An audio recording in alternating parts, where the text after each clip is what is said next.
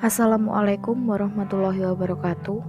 Kami dari kelompok 15 yang beranggotakan Rizky Ayu Rahmaningsih NIM 12204193010 dan Siti Fitrotun Khoiriyah NIM 12204193133 yang akan menyampaikan materi mengenai inovasi pendidikan di masa pandemi. Langsung saja materi yang pertama akan disampaikan oleh Rizky Ayu Rahmaningsih. Indonesia merupakan salah satu negara yang terinfeksi pandemi COVID-19. Penyakit COVID-19 adalah penyakit menular yang disebabkan oleh sindrom pernafasan akut coronavirus 2 atau SARS-CoV-2 yang penyebarannya melalui hewan ataupun manusia yang terinfeksi. Pemerintah Indonesia telah mengambil sejumlah kebijakan untuk memutus rantai penularan COVID-19. Kebijakan utamanya adalah memprioritaskan kesehatan dan keselamatan rakyat, yaitu dengan bekerja, beribadah, dan belajar dari rumah.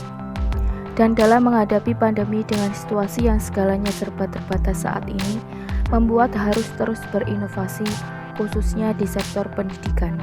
UNESCO menyebutkan bahwa pandemi COVID-19 mengancam 577.305.660 pelajar dari pendidikan prasekolah dasar hingga menengah atas dan 86.034.287 pelajar dari pendidikan tinggi di seluruh dunia.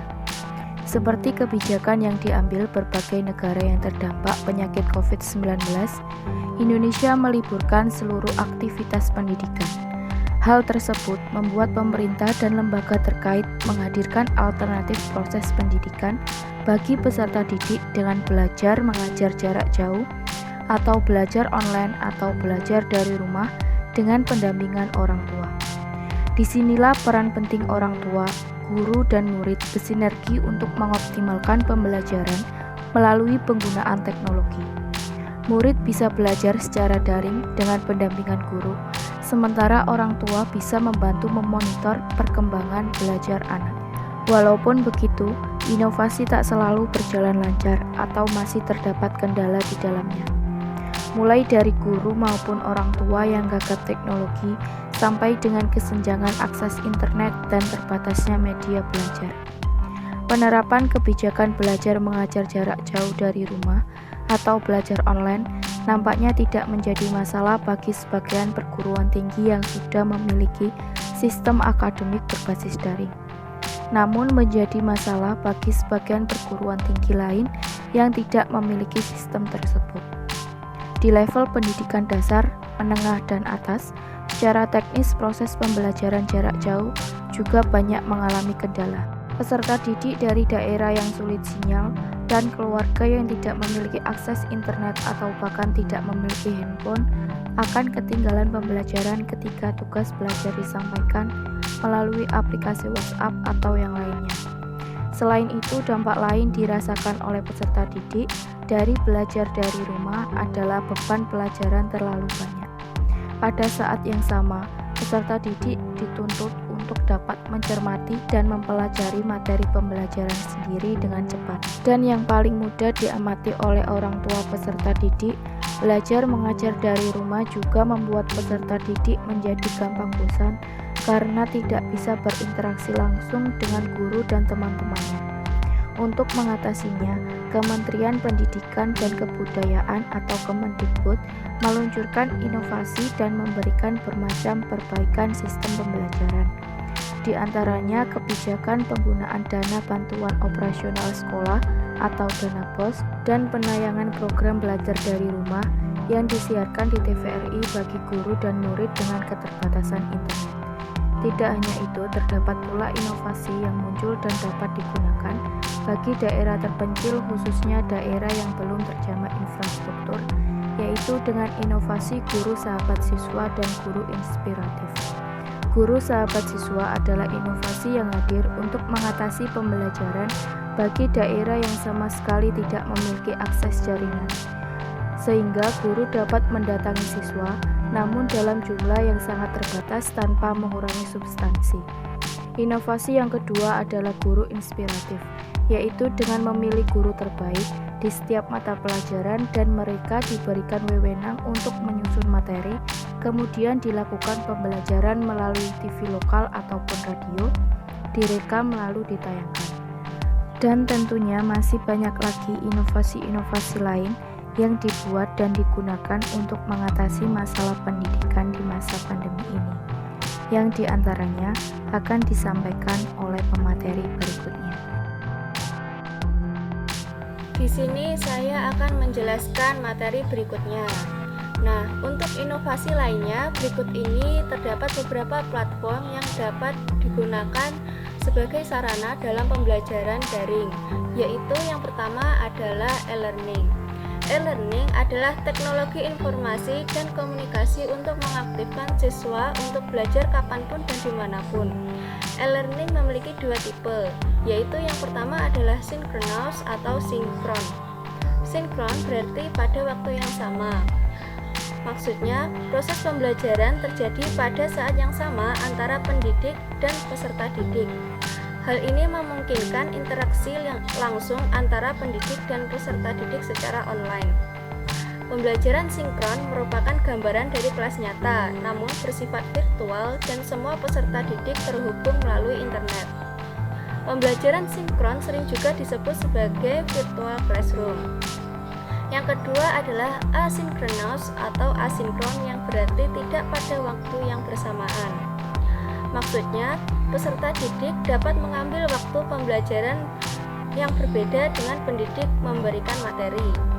Pembelajaran asinkron populer dalam e-learning karena peserta didik dapat mengakses materi pembelajaran dimanapun dan kapanpun. Peserta didik dapat melaksanakan pembelajaran dan menyelesaikannya setiap saat sesuai rentang jadwal yang sudah ditentukan. Pembelajaran dapat berbentuk bacaan, animasi, simulasi, permainan edukatif, tes, kuis, dan pengumpulan tugas. Nah, selanjutnya yang kedua adalah Edmodo. Edmodo merupakan aplikasi yang aman untuk digunakan baik oleh guru atau dosen maupun oleh siswa atau mahasiswa. Aplikasi ini digunakan sebagai platform pembelajaran untuk berkolaborasi dan terhubung antara siswa dan guru dalam berbagi konten pendidikan, mengelola proyek atau tugas, dan menangani pemberitahuan setiap aktivitas. Dalam definisi lain, Edmodo adalah pembelajaran berbasis jaring sosial yang aman dan gratis dalam memudahkan guru untuk membuat dan mengelola kelas virtual sehingga siswa dapat terhubung dengan teman sekelas dan guru kapan saja dan di mana saja. Edmodo adalah aplikasi edukasi dengan platform media sosial dan cloud menyerupai Facebook yang dapat digunakan dalam pembelajaran. Berikutnya yang ketiga adalah Edlink. Edlink adalah aplikasi berbasis Android yang dikhususkan untuk dunia pendidikan guna membagi dosen dan mahasiswa dalam proses perkuliahan. Beberapa manfaat Edlink untuk dosen adalah untuk menghemat waktu, menjaga kelas tetap teratur, meningkatkan komunikasi dengan mahasiswa, dan masih banyak lainnya. Bukan hanya membantu dosen, namun juga sangat bermanfaat untuk mahasiswa di mana para siswa bisa lebih update tentang informasi kampus dan juga memudahkan dalam proses perkuliahan. Nah, berikutnya yang keempat adalah Google Classroom. Google Classroom merupakan suatu serambi pembelajaran campuran untuk ruang lingkup pendidikan yang dapat memudahkan pengajar dalam membuat, membagikan, dan menggolongkan setiap penugasan tanpa kertas. Google Classroom digunakan untuk memaksimalkan proses penyampaian materi kepada peserta didik, tetapi dilakukan secara online sehingga materi bisa tersampaikan secara keseluruhan. Nah, selanjutnya yang kelima adalah Rumah Belajar. Aplikasi Rumah Belajar merupakan aplikasi belajar daring yang dikembangkan oleh Kemendikbud dengan tujuan untuk menyediakan alternatif sumber belajar dengan pemanfaatan teknologi. Terdapat berbagai fitur seperti sumber belajar, laboratorium maya, kelas digital, bank soal, buku sekolah elektronik, peta budaya, karya bahasa dan sastra, serta fitur lainnya yang dapat dimanfaatkan oleh guru dan siswa secara gratis. Kemudian berikutnya adalah ruang guru.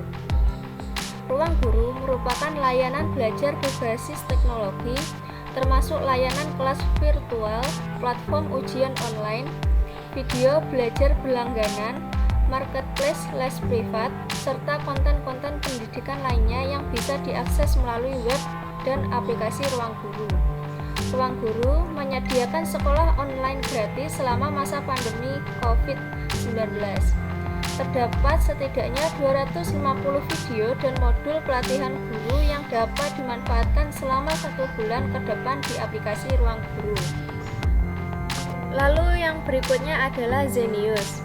Zenius memiliki program belajar mandiri di rumah dengan menyediakan puluhan ribu video materi belajar lengkap untuk jenjang SD, SMP, dan SMA untuk kurikulum KTSP, kurikulum 2013, serta kurikulum 2013 revisi.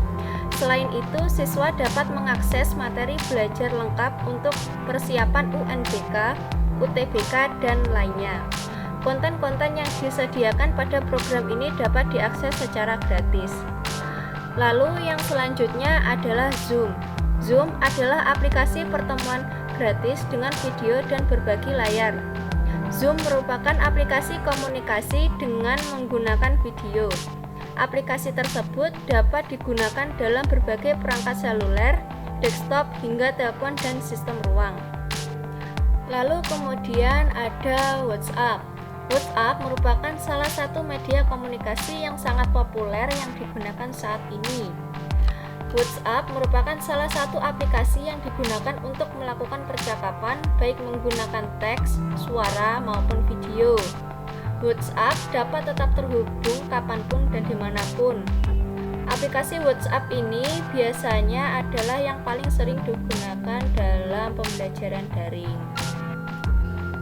Dari beberapa jenis pembelajaran daring yang telah disebutkan tadi, maka pendidik dapat menerapkan salah satu atau duanya. Dengan berbagai inovasi pembelajaran ini, diharapkan pendidik dan peserta didik tetap semangat menerapkan pembelajaran daring. Dalam sektor pendidikan, hal ini tentu tidak mudah, bahkan sangat sulit untuk mempertahankan kualitas pendidikan di masa pandemi dengan pola pembelajaran jarak jauh dengan memastikan peserta didik tidak jenuh. Sehingga inovasi pembelajaran harus lebih fleksibel disesuaikan dengan kemampuan dan keadaan peserta didik. Nah, sekian dari kelompok kami. Apabila ada salah kata, kami mohon maaf. Wassalamualaikum warahmatullahi wabarakatuh.